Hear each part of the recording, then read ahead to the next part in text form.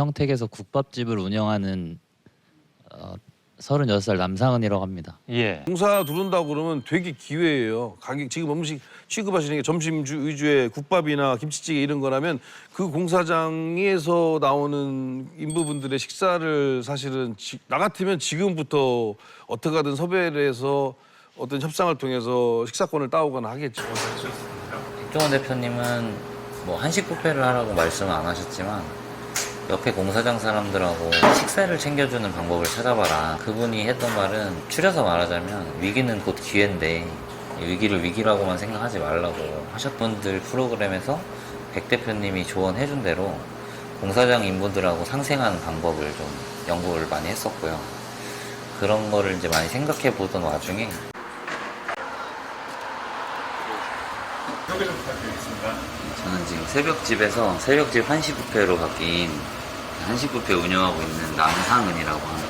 6시에 출근해서 준비하고 7시부터 옆에 현장 분들이 식사를 하러 오세요. 아침 타임에도 손님이 많으시잖아요. 아침은 그렇게 많지 않고요. 요즘에 조금씩 가게 주변으로 사람들이 알아주셔가지고 조금씩 오시고 계세요. 늘어나고 있어요. 아침 손님들.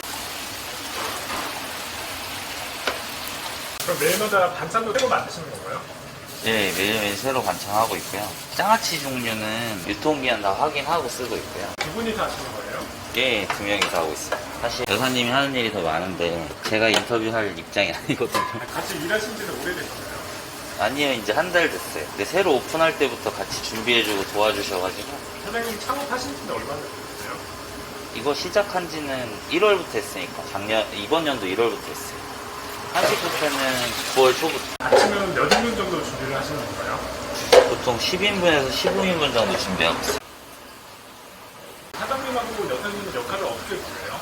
여기는 이제 불이 있고 저긴 불이 없거든요. 제가 불이 있는 요리를 대부분 맡아서 하고 여사님은 나물이나 무침류 위주랑 그리고 전처리 위주의 일을 해주시고요. 이 근처에 인력사무소가 많던데 이쪽이 인력사무소가 좀 많이 있던 곳이고요. 이 동네는 제가 전에 구내식당에서 일을 했었는데 조리장으로 있을 때 출퇴근길이 저희 가게 앞이에요. 2년 전부터 여기서 가게를 한번 해볼까 생각은 많이 했었어요.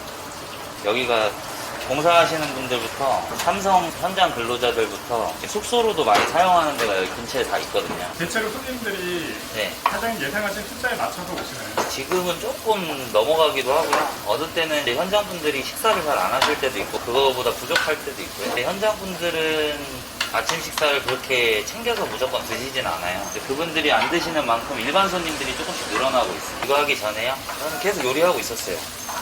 어릴 때는 국제통상학과라고 무역 전공했었고 그 전에 물류회사 같은 데 하나 다니고 이제 요리를 했어요. 어릴 때부터 식당 사장님 되는 게 꿈이었어요.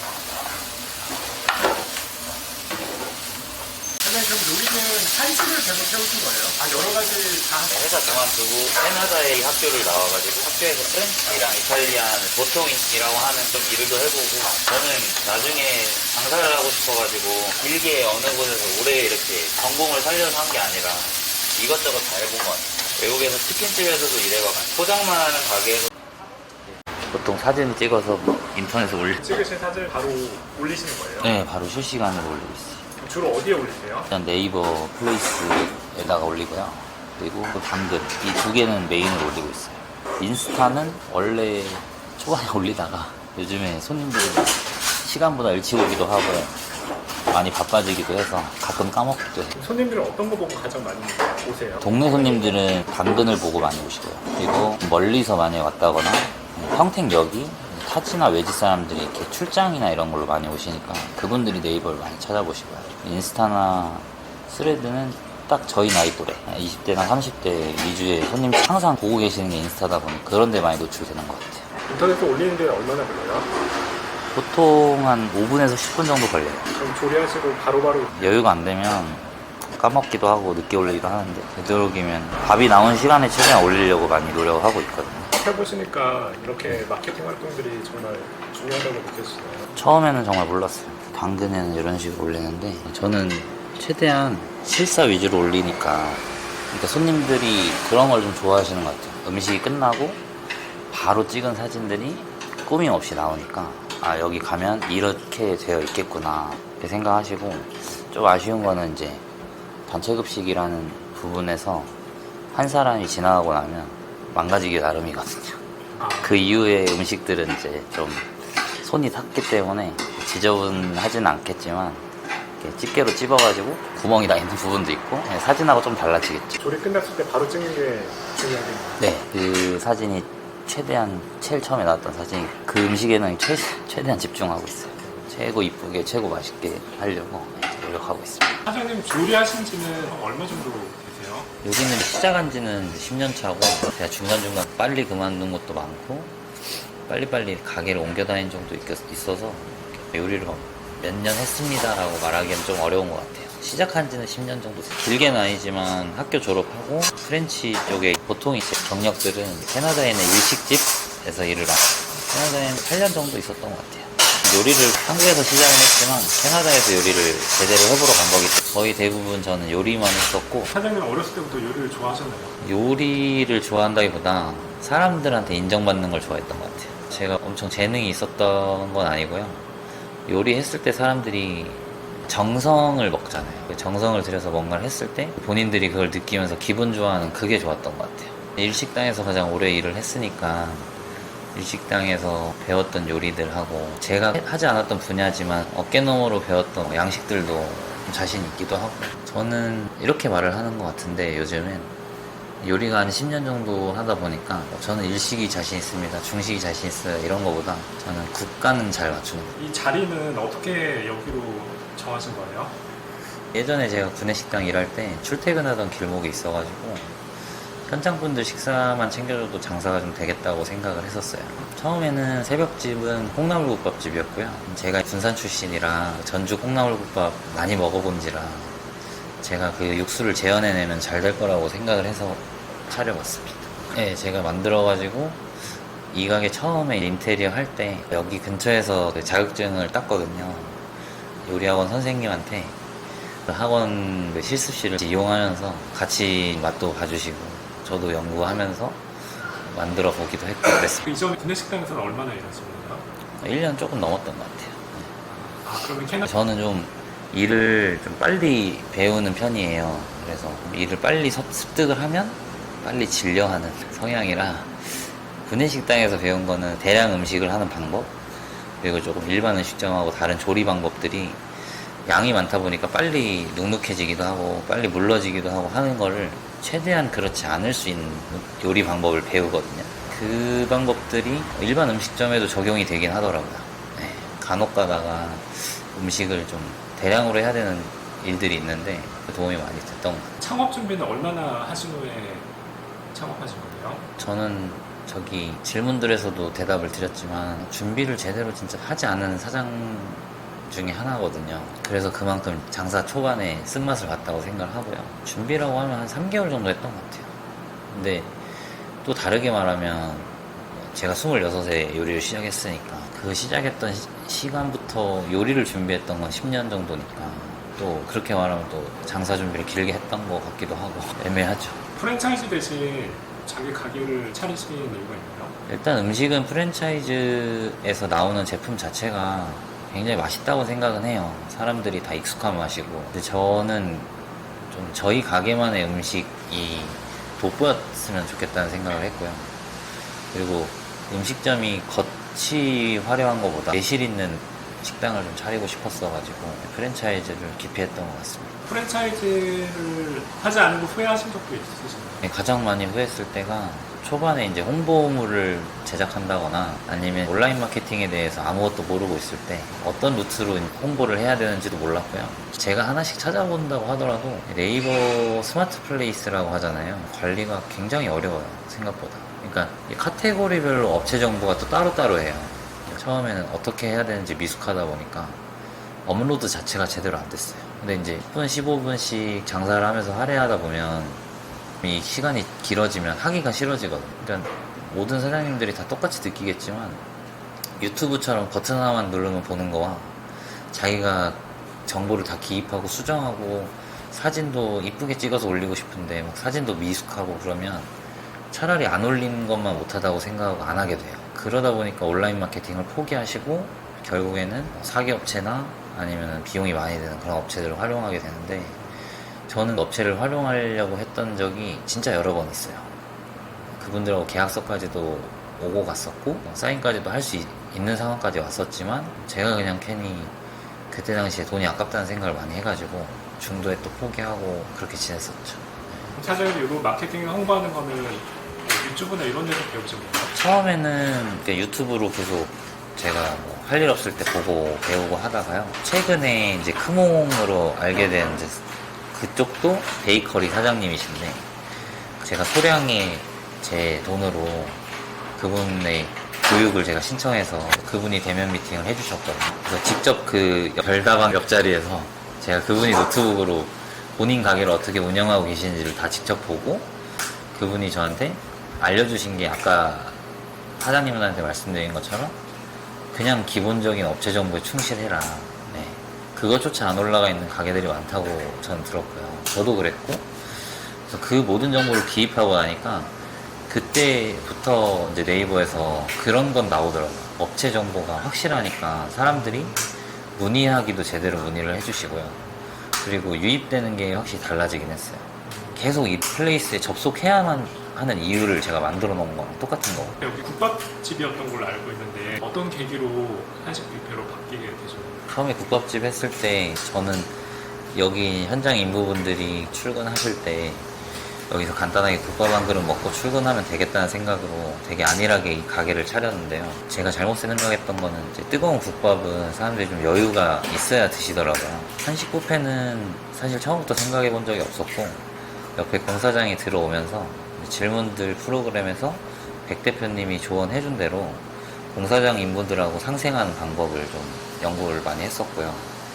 그런 거를 이제 많이 생각해 보던 와중에 옆에 공사장에서 여기 음식이 나쁘지 않은데 한식 뷔페 같이 한번 해보는 건 어떻겠냐 제안을 하셨고 마침 제가 그 전에 경험이 또 구내식당에서 조리장으로 있다 보니까 이걸 바꾸는 데 있어서 뭐 긴 시간을 준비하거나 긴 시간을 음식에 대해서 연구해 보거나 이럴 필요는 없었던 것 같아요. 잘 맞아 떨어졌던 거죠. 운이 좋아가지고. 백종원 대표님 나오는 프로그램에 출연하신 걸로 아는데 그때 어떤 계기로 나가게 되신 거예요? 저랑 알고 지내는 동생이 저한테 이 프로그램을 신청을 했는데 같이 나가보는 게 어떻겠냐 제안을 해서 작가님이 저한테 이제 했던 사전 전화 인터뷰 때 제 진솔한 고민을 이제 고백했더니 거기서 이제 제 고민이 진짜 자영업자들의 고민 같다는 영감을 받았다고 하셔가지고 그때 이제 백종원 대표님한테 첫 번째로 질문할 수 있는 기회를 받은 것 같아요. 그때 백종원 대표님은 어떤 조언을 해주셨습니까? 백종원 대표님은 뭐 한식 뷔페를 하라고 말씀은 안 하셨지만 옆에 공사장 사람들하고 식사를 챙겨주는 방법을 찾아봐라. 그분이 했던 말은 추려서 말하자면 위기는 곧 기회인데 위기를 위기라고만 생각하지 말라고 하셨던 것 같아요. 한식 뷔페 가게의 어떤 장단점은 어떤 게 있을까요? 일단 저도 이제 운영해본 경험이 이렇게 길진 않고 한 달밖에 안 됐어요. 근데 일반 식당은 이제 수입이 불확실하지만 올라갈 수 있는 수입에 대한 가능성이 더 높아요. 일반 식당은 웨이팅도 생기고 이 집이 맛집이 되면 계속 꾸준히 사람들은 더 들어올 거라고 저는 생각을 하지만 한식 뷔페는 어쨌든 한 끼 저희가 준비해놓은 재료로 하루를 파는 거기 때문에 예산이 어느 정도 정해지면 거기서 큰 차이가 없어요. 근데 저는 한식 뷔페가 지금 이 시대에는 좀 더 맞는 것 같아요. 경기가 너무 안 좋고 물가가 불안정하다 보니까 손님들은 자연스럽게 외식비를 아끼게 되는데 외식비를 아끼면서 음식 가격에 대한 회의감은 자연스럽게 가성비로 가는 것 같거든요. 아침 메뉴 보니까 네. 계란이랑 라면이 있던데 네. 그게 그 8,000원 아침값에 포함된 건가요? 네, 다 포함된 겁니다. 저는 이 가게가 처음에 잘 안 됐다고 판단을 했던 거는 제가 이제 국밥집을 차려놓고 생각이 정말 많았는데요. 가게가 정말 장사 잘 되려면 손님은 꾸준히 와야 한다가 첫 번째거든요. 이 손님이 올 수 있으려면 매일 이 음식에 질리지 않아야 돼요. 이전의 가게 메뉴들은 정말 단촐하게 5개 정도의 메뉴 정도가 있었어요. 그러다 보니까 매일 드실 수가 없고 지금 이 한식 뷔페는 아무리 메뉴가 많이 바뀌지만 본인들이 원하지 않는 음식이 나올 때가 있거든요. 근데 점심시간일 때는 식사하는 데가 많이 열려있기 때문에 여러 식당들로 빠져나가실 수도 있다고 생각하지만 아침만큼은 저희 가게에서 좀 꾸준히 드시게 하고 싶어가지고 본인들이 원하지 않는 반찬이 나왔을 경우에는 라면, 계란 후라이 정도는 저희가 그 가격 안에 그냥 무한으로 드리는 걸로 그렇게 생각하고 있습니다.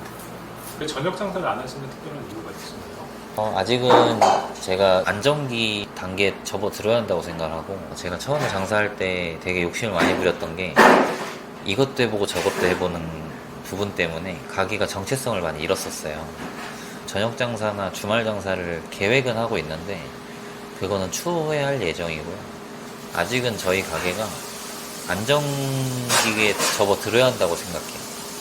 그 안정기라는 말은 저랑 지금 일하는 분하고 완벽하게 손발이 맞아야 되지 않을까. 그 이후에 새로운 분이 들어와서 저희가 일하는 부분을 톱니바퀴 안에 스며들 수 있게 그렇게 일을 할 수 있을 때 저희가 사람을 구해서 운영 시간을 늘려보는 걸 생각해 봐야 될 것 같습니다. 사장님하고 여사님하고 지키시는 원칙이 어떤 게 있어요? 저희는 이제 일단 대량으로 음식을 해서 음식이 볼품없게 만드는 것보다 20인분 정도를 만들어 놓고 또 필요하면 추가로 조리하고 있어요. 그러니까 모양새도 중요하고 맛도 떨어지는 걸 원치 않기 때문에 이렇게 음식을 하고 있습니다. 회 만드실 때 네. 어떤 마음으로 준비하시는지. 저는 철칙 같은 건 없는데 그냥 내가 먹는다는 생각으로 하는 것 같아요.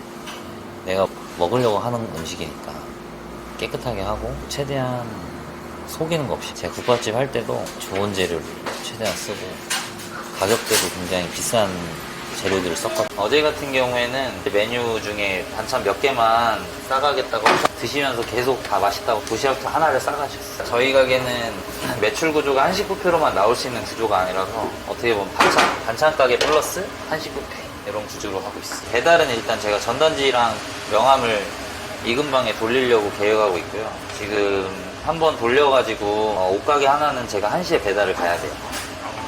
지금 배너 같은 거를 제작해서 포장에 대해서는 지나가는 사람들이 퇴근길이나 퇴근길에 가져갈 수 있게 배너 제작을 지금 계획하고 있고요. 사실 마음 같으면 반찬을 이렇게 깔아놓고 파는 것도 생각을 하고 싶은데 협소해가지고 그것까지 못하고 있어요. 여기 가게는 지금 몇 평이에요? 가게는 지금 13평으로 저는 알고 있어요.